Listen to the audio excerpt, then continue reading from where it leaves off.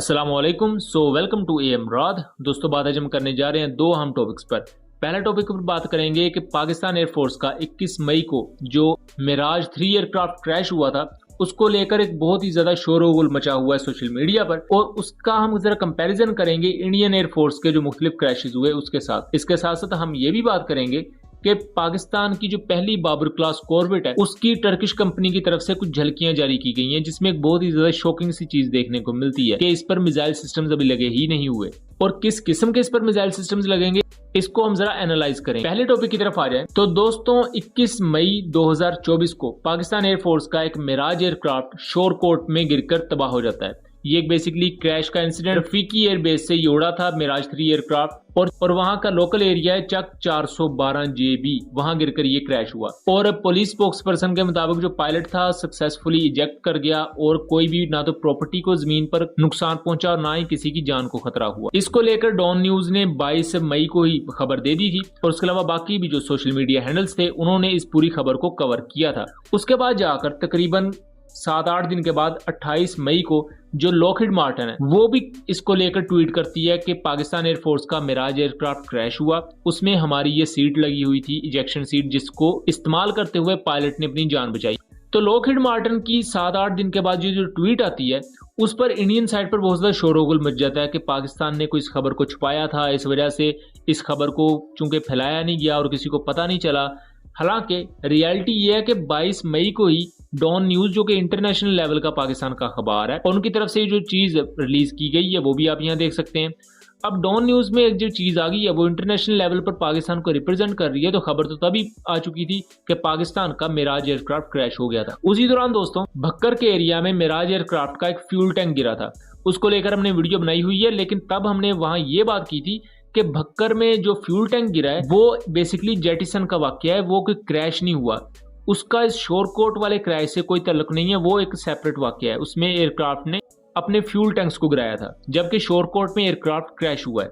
ये पाकिस्तान एयरफोर्स का 2024 में पहला क्रैश है अभी तक, और ये जून का महीना है। जबकि अभी तक अगर इंडियन एयरफोर्स की बात की जाए तो मल्टीपल इनके जहाज और ड्रोन्स इंडियन एयरफोर्स के क्रैश हुए हैं। उसके साथ साथ मल्टीपल टाइम्स इंडियन एयरफोर्स के हेलीकॉप्टर्स ने इमरजेंसी लैंडिंग भी की हुई है। इन पर हमने वीडियोस बनाई हुई हैं, मैं कोशिश करूंगा कि सभी का लिंक डिस्क्रिप्शन में दे दूं। इंडियन एयरफोर्स पर शोरगुल इस वजह से मचाया जा रहा है इंडियन मीडिया में खासतौर पर कि पाकिस्तान ने इस वाकये को छुपाया है, पाकिस्तान ने इसकी कोई खबर नहीं दी, और इंडिया बहुत सच्चा है और इंडिया हर चीज की खबर देता है। मैं सबसे पहले बता दूं कि जैसा कि मैंने शुरू में बताया कि 22 मई को इसकी खबर तो आ चुकी थी, सबको पता था, बट उस दौरान ये खबर बहुत ज्यादा फैली इस वजह से नहीं, क्योंकि 19 मई से लेकर ही 21 और 25 मई तक तो ईरानियन प्रेसिडेंट का जो हादसा हुआ उसी की खबर ही सोशल मीडिया पर बहुत चलती रही, जिसकी वजह से जो बाकी खबरें थी वो जरा बैकग्राउंड में चली। इसी वजह से ये जो क्रैश की खबर थी ये भी इतनी ज्यादा कोई मंजर यहाँ पर नहीं आई। लेकिन 2024 में जो इंडियन एयरफोर्स के वाकयात हुए हैं, हम उस पर जरा आपको उसकी डिटेल बताते हैं, जो बड़े बड़े वाकयात हुए हैं। दोस्तों, 13 फरवरी 2024 को इंडिया का एक Hawk trainer aircraft West Bengal के एरिया में गिरकर तबाह हुआ था, और इसके पीछे भी एक मिस्ट्री है कि क्या ये तबाह हुआ था कि वहां जो कुछ मिलिटेंट मूवमेंट्स हैं उन्होंने इसे तबाह किया था, ये भी एक मिस्ट्री है। इस पर हमने सेकंड चैनल पर वैसे वीडियो बनाई हुई है। और उसके बाद एक और क्रैश हुआ 12 मार्च 2024 को, जिसमें तेजस एयरक्राफ्ट क्रैश हुआ था। इसके बारे में मैं बता दूं कि जैसलमेर के ऊपर ये जो तेजस एयरक्राफ्ट क्रैश हुआ था, इसके बारे में भी इंडियन एयरफोर्स ने ऑफिशियली कुछ भी नहीं कहा था। जब इसकी वीडियो वगैरह मंजरेआम पर आई जिसमें तेजस एयरक्राफ्ट में से पायलट इजेक्ट कर रहा है, फिर जाकर इंडियन एयरफोर्स ने इस पूरे के पूरे क्रैश को माना था। उसके बाद इंडियन एयरफोर्स का 24 अप्रैल 2024 को एक यूएवी क्रैश हुआ है, जिसको इंडियन डिफेंस रिसर्च विंग ने ये कहा कि ये इंडिया का इजरायली मेड सर्चर 2 ड्रोन है, जो कि इंडियन ऑक्युपाइड कश्मीर के एक पूंछ के एरिया में गिरा था। उसके एक दिन बाद 25 अप्रैल 2024 को इंडियन एयरफोर्स का एक Heron unmanned combat aerial vehicle गिरकर तबाह हुआ जैसलमेर में, और उसका मलबा भी आप यहाँ देख सकते हैं। सो ये वो बड़े बड़े क्रैशेस हैं जो 2024 में इनके साथ हुए। इसके अलावा जो इमरजेंसी लैंडिंग के वाकयात है वो मैंने यहाँ ऐड नहीं किए, क्योंकि अगर उनको भी ऐड करूंगा तो लिस्ट बहुत लंबी हो जाएगी। अब आ जाते हैं हम दूसरे टॉपिक की तरफ। तो टर्किश कंपनी जो कि पाकिस्तान की बाबर क्लास कॉर्वेट को मैन्युफैक्चर कर रही है, उसने इसकी वीडियो रिलीज की है। ये एक प्रमोशनल वीडियो है पहली जो बाबर क्लास कॉर्वेट है उसकी, और पहली बाबर क्लास कॉर्वेट को सितंबर 2023 में पाकिस्तान ने कमीशन कर लिया था, यानी पाकिस्तान नेवी में अब ये इंडक्टेड है।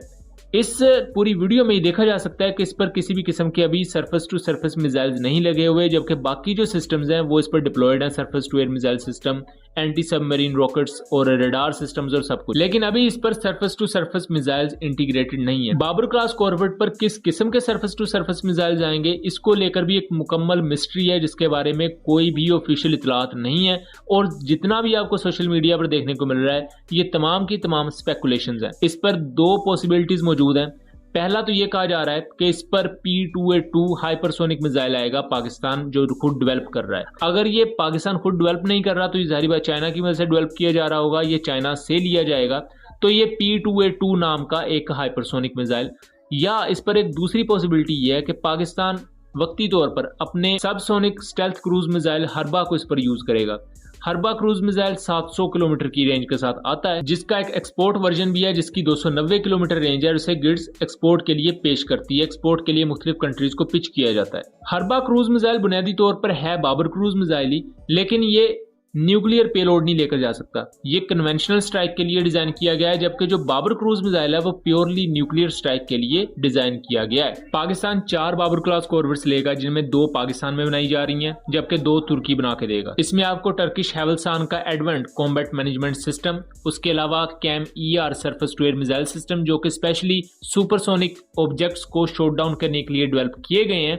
उसके अलावा ये Turkish close in weapon systems को यूज करता है। उन पर जो सरफेस टू सरफेस या एंटी शिप मिसाइल है, उनको लेकर अभी भी मिस्ट्री है कि किस किस्म के सरफेस टू सरफेस मिसाइल आएंगे। तो इसको लेकर आपकी राय क्या है? क्या इस पर हाइपरसोनिक मिसाइल्स आपको देखने को मिलेंगे? क्या कोई सुपरसोनिक मिसाइल आएंगे या हरबा सबसोनिक क्रूज मिसाइल्स आएंगे? अपनी आराय से जरूर आगाह कीजिएगा। मिलेंगे अगली वीडियो में, तब तक के लिए अल्लाह हाफिज।